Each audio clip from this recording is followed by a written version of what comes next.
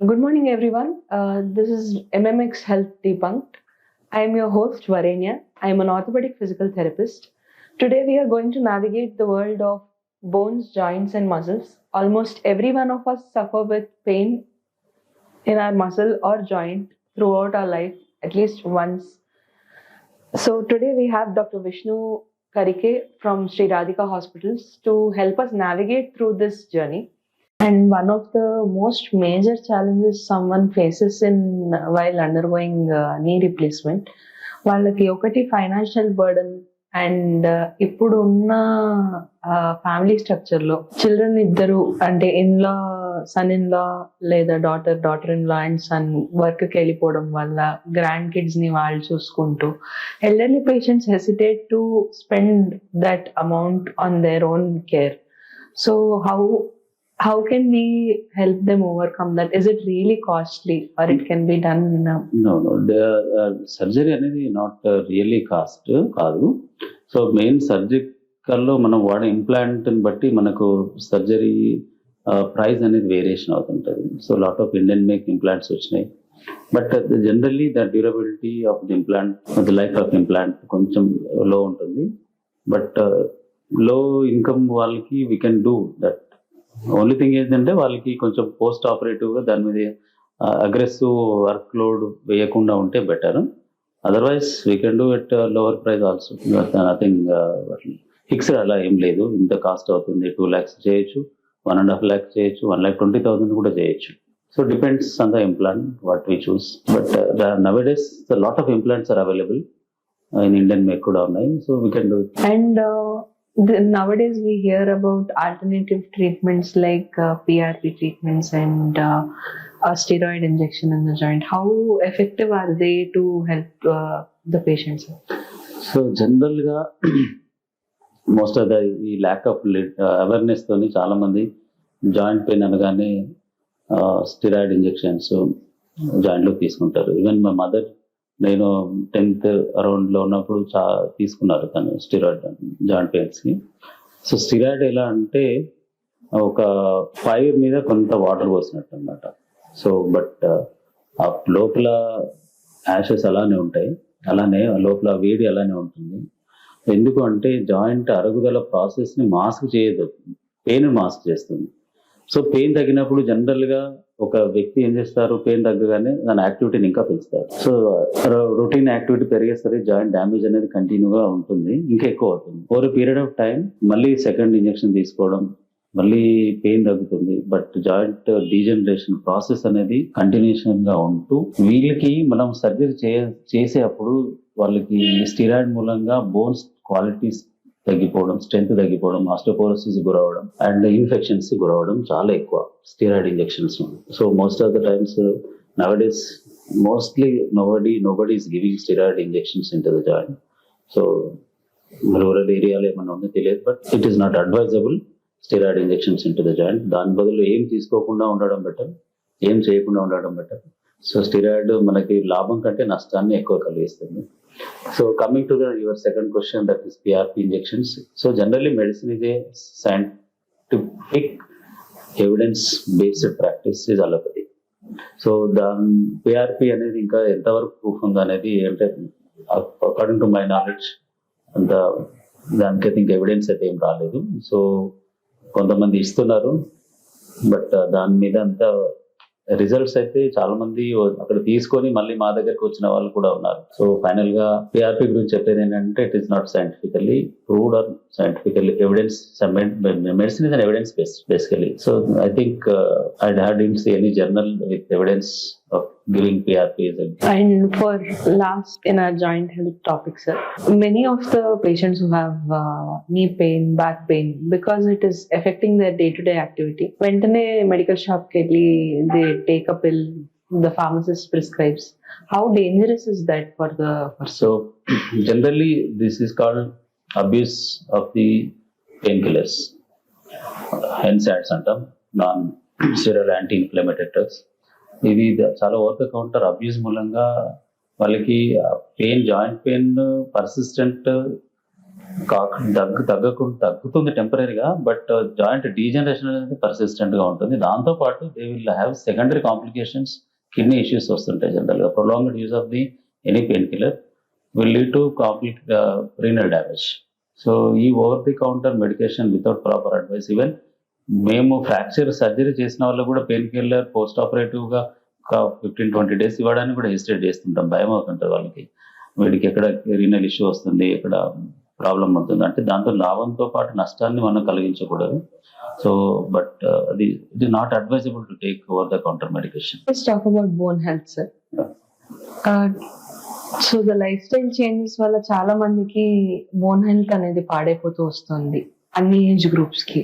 So వాళ్ళు each age group వాళ్ళు వాళ్ళ బోన్ హెల్త్ ని ఎలా ఇంప్రూవ్ చేసుకోవచ్చు, పెయిన్ ని డిఫార్మిటీని ఎలా ప్రివెంట్ చేసుకోవచ్చు అనే దాని మీద డిస్కస్ చేద్దాం సార్. సో జనరల్ గా bone health start from the childhood.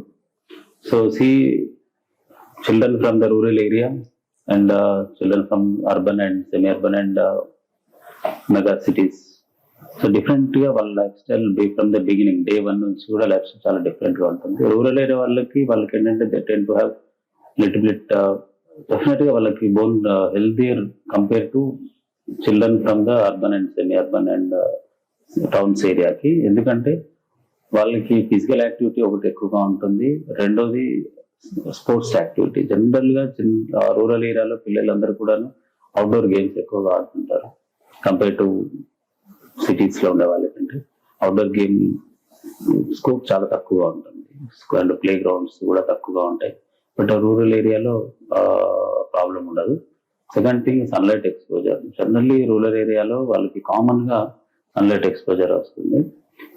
Even ఇది కంపారిజన్ గా ఒక ఫార్మర్ రెగ్యులర్ గా అగ్రికల్చర్ చేసే వాళ్ళకి లేదా మన సిటీలో ఉండే వాళ్ళకి కంపేర్ చేసుకుంటే డెఫినెట్ గా వాళ్ళు more stronger, though they will be thin గా అనిపించిన బట్ వాళ్ళ బోన్స్ కానీ మజిల్స్ కానీ they are more healthy compare to మన అర్బన్ పీపుల్. వాళ్ళకి జస్ట్ బికాస్ ఆఫ్ వాళ్ళ ఓన్లీ వాళ్ళు చేసే ఫిజికల్ యాక్టివిటీ మూలంగానే వాళ్ళు హెల్దీగా ఉంటారు, అదొకటి. అండ్ తీసుకునే ఆహారం, రూరల్ ఏరియా వాళ్ళు మరీ ఏమో కాల్షియం రిచ్ ఫుడ్ వాళ్ళు రెగ్యులర్ గా వాళ్ళకి ఏది అవైలబుల్ ఉంటుందో వాళ్ళే తింటారు. But even though they appears very good. మేము జనరల్ గా సర్జరీ చేసేటప్పుడు కూడాను రూరల్ ఏరియా వచ్చిన వాళ్ళకి ఇన్ఫెక్షన్ రేట్ తక్కువగా ఉంటుంది, పోస్ట్ ఆపరేటివ్ గా రికవరీ బాగుంటుంది. అండ్ మేము వాళ్ళకి సర్వసాధారణంగా లో డోస్ ఆఫ్ యాంటీబయాటిక్ వాడుతుంటాం in comparison with urban people కి. ఎందుకంటే వాళ్ళ ఇమ్యూనిటీ లెవెల్స్ కూడా డిఫరెంట్ గా ఉంటాయి. They will expose lot of bacteria viruses in rural areas. So compare to urban definitely మనం చెప్పాలి వాళ్ళు అర్బన్ పీపుల్ కంటే రూరల్ పీపుల్ ఎడ్జ్ లో ఉంటారు. They are above compare to అంటే ఇన్ జనరల్ హెల్త్ లో. అండ్ ఈవెన్ ఆర్థరైటిస్ వచ్చినా కూడా ఆర్థరైటిస్ కానీ ఫ్రాక్చర్స్ వచ్చినా కూడా వాళ్ళు they will recover very fast compare to urban people. So generally the bone health will start from childhood, schooling age group నుంచి up to adults. Initial periods of life style is more important వాళ్ళ bone health కాపాడడానికి. ఎందుకంటే age పెరిగే కొద్దీ మనం physical activity aggressive చేయలేము. So younger age up to 30 years everybody has to do aggressive activity. ఎల్డర్లీలో bone health ని పెంచుకోవాలంటే వాళ్ళు ఏమేమి సో చేస్తారు? డెఫినెట్ గా వాళ్ళకి పెంచాలంటే సప్లిమెంటేషన్ మీదనే ఆధారపడాలి. Nutritional supplement and medical supplements. First ప్రతి ఒక్కరికి కూడా న్యూట్రిషనల్ సప్లిమెంట్ అనేది చాలా ఇంపార్టెంట్. కాల్షియం రిచ్ గా ఉండే food, so many natural foods are available with high source of calcium. So they have to take at least 5 days a week, not every day they cannot take a calcium rich food, at least 4 to 5 days a week. If they take general they can maintain good bone health. Okay sir, ఇప్పుడు ఎల్డర్లీలో good bone health maintain అవ్వకపోతే వాళ్ళు fractures అనేవి elderly fractures అనేవి చాలా common గా so face general చేస్తారు. సర్వసాధారణంగా వాళ్ళకి ఆస్టియోపోరోసిస్ చాలా కామన్. సో దాంతో ఎల్డర్లీ ఏజ్ గ్రూప్ లో ఆస్టియోపోరోసిస్ తోని ట్రివియల్ ఫాల్, చిన్నగా పడిన వాళ్ళు సాధారణంగా వాళ్ళు మంచం దిగుతుంటేనే మనకు ఫ్రాక్చర్ అయింది, మంచం దిగుతున్న అప్పటి నుంచి నడవలేకపోతున్నాం. కాలు ఇలా తిరిగింది అప్పుడే నడవలేకపోతున్నాం అనేది సర్వసాధారణంగా వాళ్ళ మాకు హాస్పిటల్కి వచ్చే కంప్లైంట్. సో దానిలో వాళ్ళకి ఆస్టియోపోరోసిస్ తోని ఒక సింపుల్ చెప్పాలంటే ఒక వుడెన్ పీస్, ఓల్డ్ అయిన వుడెన్ పీస్ దానికి అంత మైట్స్ వచ్చి ఎలా వీక్ అయిపోయి ఉంటుందో అలా వీక్ అవుతుంది వీళ్ళకి బోన్ ఆస్టియోపోరోసిస్ తోని. సో మైనర్ ఇంజరీస్ తోనే వాళ్ళకి ఫ్రాక్చర్స్ అవుతుంటాయి. సో వాళ్ళకి ప్రివెన్షన్ అనేది చాలా ఇంపార్టెంట్. సో ప్రివెంటివ్ ఆస్పెక్ట్ లో వాళ్ళకి dietary supplement and medical AIDS, తర్వాత వాళ్ళకి ఈ ఫాల్ ప్రివెన్షన్. సో జనరల్ గా వాళ్ళు పడకుండా ఉండడానికి అండ్ ఏ ఆస్కారం ఉంటుంది, ఎలాంటి సందర్భాలలో కింద పడిపోయే అవకాశం, ఎలాంటి సందర్భాలలో ఫ్రాక్చర్స్ అయ్యే అవకాశం. సో వాటిని ప్రివెంట్ చేయగలిగితే మాత్రం మనము ఈ కొంతవరకు కొంతలో కొంత ఫ్రాక్చర్స్ ని వాళ్ళు కాపాడకుండా లేదు మైనర్ ఫ్రాక్చర్స్ ని బయటపడేయచ్చు. Suppose most of the individuals లో వాళ్ళకి అబౌవ్ 60లో ఉన్నప్పుడు డయాబెటీస్ కానీ, హైపర్ టెన్షన్ కానీ, కార్డియాక్ రిలేటెడ్ ఇష్యూస్ కానీ ఉంటాయి అండ్ స్పాండలైటిస్ ఉండొచ్చు. అలా ఉన్నప్పుడు వాళ్ళకి గిడ్డినెస్ కానీ రావడం, బ్యాలెన్స్ తప్పడం, ఇలా ఉన్నప్పుడు వాళ్ళు ఫాలో అయ్యే అవకాశం ఎక్కువ.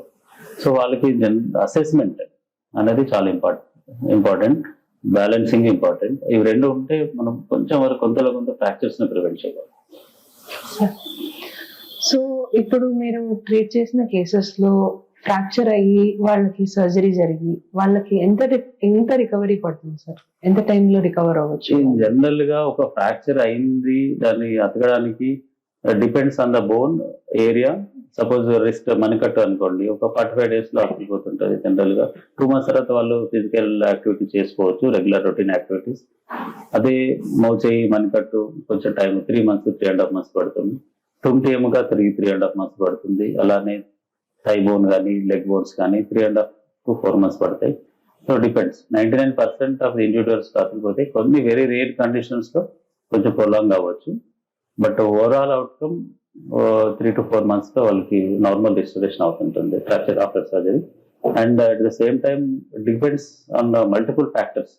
పేషెంట్ ఫ్యాక్టర్ ఉంటుంది, డాక్టర్ ఫ్యాక్టర్ ఉంటుంది, మెడికేషన్, ఈ మూడు కూడా, అండ్ ఫిజియోథెరపీ. ఈ 4 ఆస్పెక్ట్స్ లో మనకు ఫైనల్ అవుట్పుట్ అనేది చాలా ఇంపార్టెంట్. సపోజ్ సర్జరీ మంచిగా అయింది, వాళ్ళు మెడికేషన్ తీసుకోలేదు, ఫిజియోథెరపీ చేయలేదు, అండ్ ప్రాపర్ మెడికేషన్ సరిగా, ముఖ్యంగా డయాబెటీస్ మెడికేషన్, ఇన్ఫెక్షన్ ల్యాండ్ అవుతుంటారు. సో వాళ్ళకి surgery fail. But all problem ఏదైనా కూడా మళ్ళీ ఫైనల్ బండ్ will come to the doctor. So surgery సరిగా చేయలేదు. లైక్ ఒక సినిమా ప్రొడ్యూస్ చేసినప్పుడు ప్రొడ్యూసర్ ఎంత ఖర్చు పెట్టినా, డైరెక్టర్ యాక్టర్ ఎంత మంచిగా చేసినా final blame will come to the director. So అలానే సర్జరీ చేసిన తర్వాత ఎలాంటి ప్రాబ్లం అయినా కూడా మళ్ళీ the blame will come to the surgeon who operated it. So multiple factors ఉంటాయి, patient factor, doctor factor, medication and physiotherapy. ఈ 4 aspects లో ఫైనల్ అవుట్కమ్ అనేది డిపెండ్ అవుతుంటుంది మనకి. అలాంటి ఏదన్నా ఒక కేసు గురించి నాకు ఒక ఇన్ని సంవత్సరాల ప్రాక్టీస్ లో ఒక 4-5 కేసెస్ చాలా bad experience. I burn my hands. So one is diabetic patient. So వాళ్ళకి high sugars, post operative period కూడా వాళ్ళకి చాలా హై షుగర్స్ ఉండే. ఇన్సులిన్ పెట్టాం, బట్ వాళ్ళు సరిగ్గా తీసుకోలేదు. 3 months తర్వాత ఫస్ట్ లీకేజ్ తో వచ్చారు. సో ఫైనల్ గా మేము ఇంప్లాంట్ తీయడం జరిగింది. సో ఇది very rare condition, but 1% individuals definite గా వాళ్ళు ప్రాపర్ కేర్ తీసుకోకపోతే ఇలాంటి జరిగే అవకాశం. రెండోది ఇంకో కేసు ఉంది, ఆయనకి మొత్తం జాయింట్ మొత్తం స్టిఫ్ అయిపోయింది. సో ఏమైందంటే తను అసలు ఎలాంటి ఫిజియోథెరపీకి వెళ్ళలేదు, ఈవెన్ ఆఫ్టర్ సజెషన్. జనరల్ గా ఒక మిడిల్ ఆఫ్ ది ఆర్మ్ లో ఫ్రాక్చర్ ఏంటంటే below joint and above joint రెండు కూడా స్టిఫ్నెస్ గురయ్యే అవకాశం. రెండింటి కూడా జనరల్ మేము అడ్వైజ్ చేస్తుంటాం. వాళ్ళు సరిగ్గా చేయకపోవడం మూలంగా మూమెంట్ రాలేదు. ఫైనల్ గా ఒకసారి మీరు ఇలా ఏమో చేశారు, ఇలా అయిపోయింది, మన చేయి తిరగట్లేదు. సో ఇలాంటి ప్రాబ్లమ్స్ మేము ఫేస్ చేస్తుంటాం పోస్ట్ ఆపరేటివ్ పీరియడ్ లో. సో వాళ్ళు ప్రాపర్ ఫాలో, ప్రాపర్ మెడికేషన్ చేస్తే జనరల్ గా we can prevent the complications.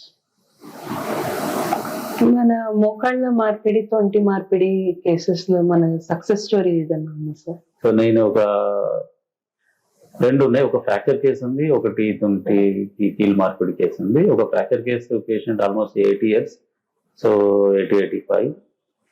Last అంటే నేను చేసిన highest age person is 94.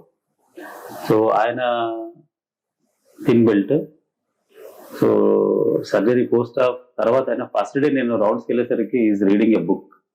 So that is very happiest thing. So I felt very happy.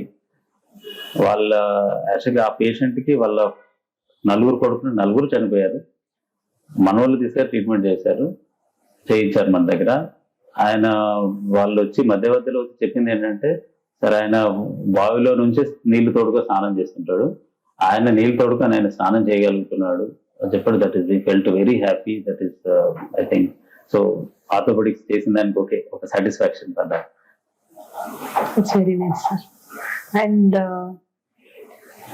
any case where the patient was not requiring surgery and they successfully healed without surgery?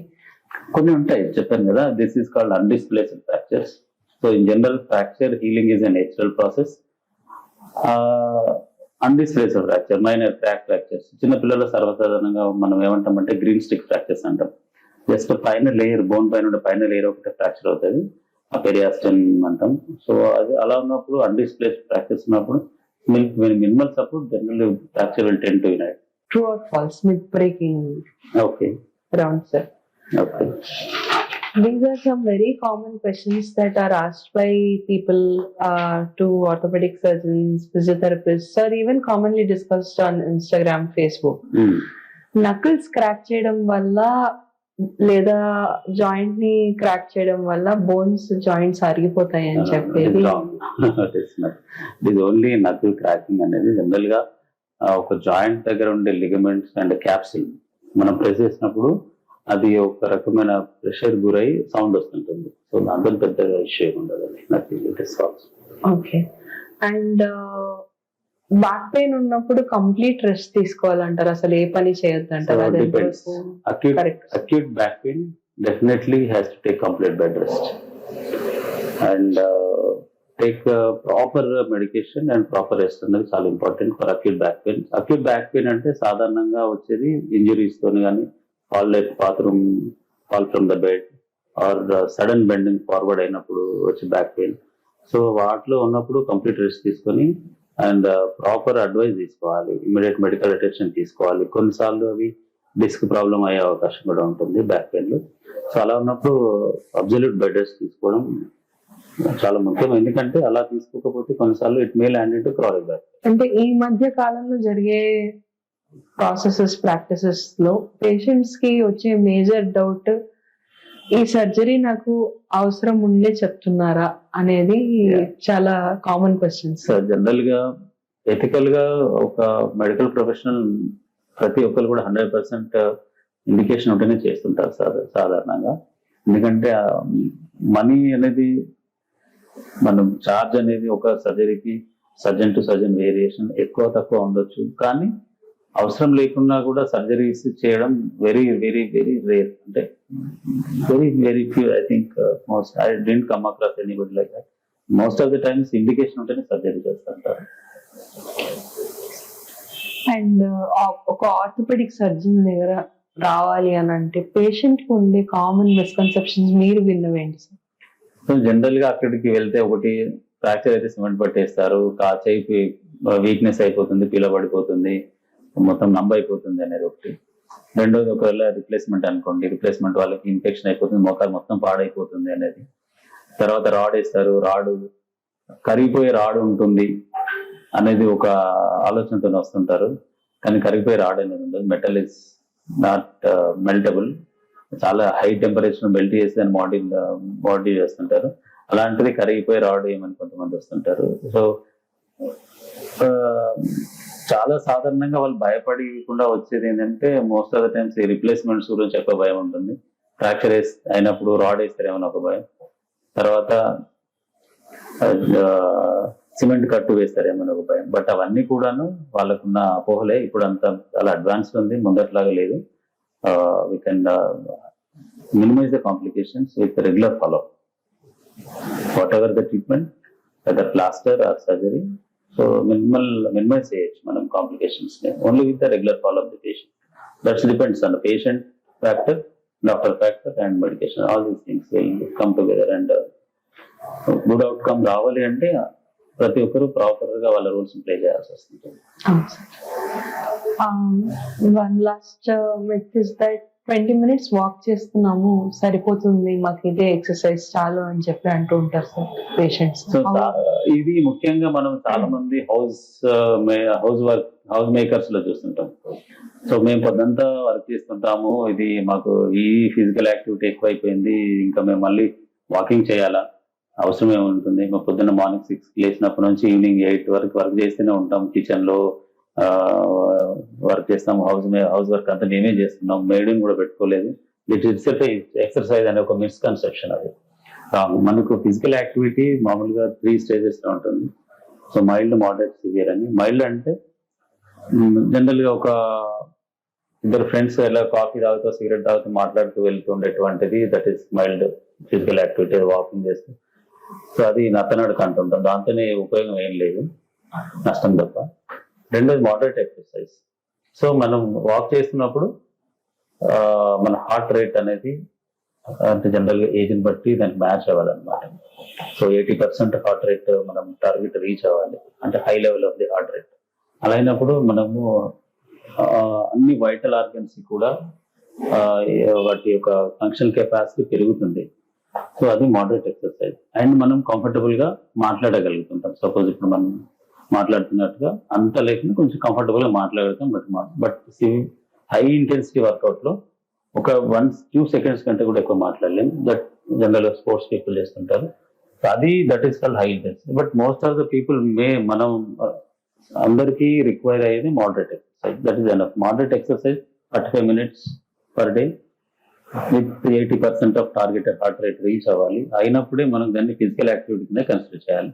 Daily ఇంట్లో చేసే activity, నేను 10,000 steps నడిచాను, watch పెట్టుకొని ఇంట్లో అటు ఇటు తిరిగాను, that will not count as a physical activity. Okay. And coming to running, how often can a person run? Is running really bad for your knees? So it depends on your training from the child and support from your joint and surface and shoes that you wear. ఇవన్నీ చాలా important run చేసేటప్పుడు. So running definite గా helpful. Suppose up to 50 years you can run comfortably. మనకు regular గా habit గా ఉంటే run చేయొచ్చు. But proper shoes ఉండాలి, ప్రాపర్ సర్ఫేస్. సిమెంట్ రోడ్లు కానీ బ్లాక్ టాప్ రోడ్ల పైన కానీ రన్ చేయడం అడ్వైజబుల్ కాదు. Back impact on the knee joint is more. So దాంతోనే ఎక్కువగా డ్యామేజ్, ఆర్థరైటిస్ వచ్చే అవకాశం ఎక్కువగా ఉంటుంది. సో గ్రౌండ్ లో, గ్రాస్ లో, మడ్ లో, అంటే మట్టి రోడ్ లో జనరల్ గా వీటిలో వాక్ చేయడం, రన్ చేయడం చేస్తాను. ట్రెడ్మిల్ కూడా యూజ్ చేయొచ్చు విత్ హైడ్రాలిక్ ఉన్నప్పుడు వాడుతాను. బట్ షూస్ అనేది చాలా important. Okay, sir. And some tips from your end for patients or general public on a whole. So everything starts from our home. Our health starts from our home, and what you eat and what you do. ఇవన్నీ చాలా important. So మనం తినే ఆహారం, చేసే పని and చేసే activity, ఈ మూడింటితోనే మన ఆహారం అనేది, మన ఆరోగ్యం అనేది డిపెండ్ అవుతుంటది. సో తినే ఆహారం బ్యాలెన్స్డ్ డైట్ ఉండాలి. మనం చేసే ఫిజికల్ యాక్టివిటీ డెఫినెట్ గా అగ్రెసివ్ మోడల్ ఉండాలి, depending on the age. Minimum moderate exercise చాలా ఇంపార్టెంట్. అండ్ ఈ రెండే మనల్ని ఆరోగ్యవంతులుగా ఉంచడానికి ఉపయోగపడతాయి. And coming to these posture corrector belts and maybe standing tables, ఇవన్నీ ఎంతవరకు ఉపయోగపడతాయి? డెఫినెట్ గా యూస్ఫుల్ ఉంటాయి. పోస్టర్ కరెక్షన్ బెల్ట్స్ కానీ బ్యాక్ పెయిన్ వాళ్ళకి, తర్వాత ఏదన్నా కొన్ని డిఫార్మిటీస్ కరెక్షన్ డెఫినెట్ గా యూస్ఫుల్ ఉంటుంది. Definite they have some role in that. What all services are available at Radhika Hospital? So ours is a multi-specialty hospital. So we cater all patients except cardiac, stenting and all. So remaining all medical, surgical and అన్ని ఉన్నాయి. And ortho and gynaecology in house 24 hours. Physician team is 24 hours ఉంటుంది. And critical care ఉంది. And emergency ICU dialysis ఉంది. And all medical emergencies can be dealt here. And companies తో కూడా different companies తో కూడా మనకు టైప్ ఉంది. మన పక్కన ఉన్నటువంటి బీడీఎల్ కానీ, నిదాన్ కానీ, సెంట్రల్ గవర్నమెంట్ హెల్త్ స్కీమ్ కానీ, all insurances, state government employees కి, రిటైర్డ్ వాళ్ళకి రీఎంబర్స్మెంట్ ఫెసిలిటీ ఉంది. అండ్ ఈహెచ్ఎస్ ఫెసిలిటీ ఉంది, ఆరోగ్యశ్రీ ఫెసిలిటీ ఉంది, అండ్ ట్రాన్స్కో జెన్కో ఎంప్లాయీస్ కి వాళ్ళతో కూడా టైప్ ఉంది మనకి, ఎస్పీడిఎస్ఎల్ వాళ్ళకి కూడా క్యాష్లెస్ ఫెసిలిటీ ఉంది. So we'll that different wide variety of wide range coverage ఉంది మన దగ్గర. అండ్ డెడికేటెడ్ స్టాఫ్ ఉన్నారు, డాక్టర్స్ ఉన్నారు, కమిటెడ్ గా పనిచేసే వాళ్ళు ఉన్నారు. So we can do all speciality services here, anesthesia, critical care, general medicine, general surgery, keyhole surgeries, urology, and gynecology, orthopedics, and endocrinology, neurophysician, neurosurgery, all departments are available. Except the cardiologist will be available, but only on outpatient basis, but not cardiac stenting will not be done here.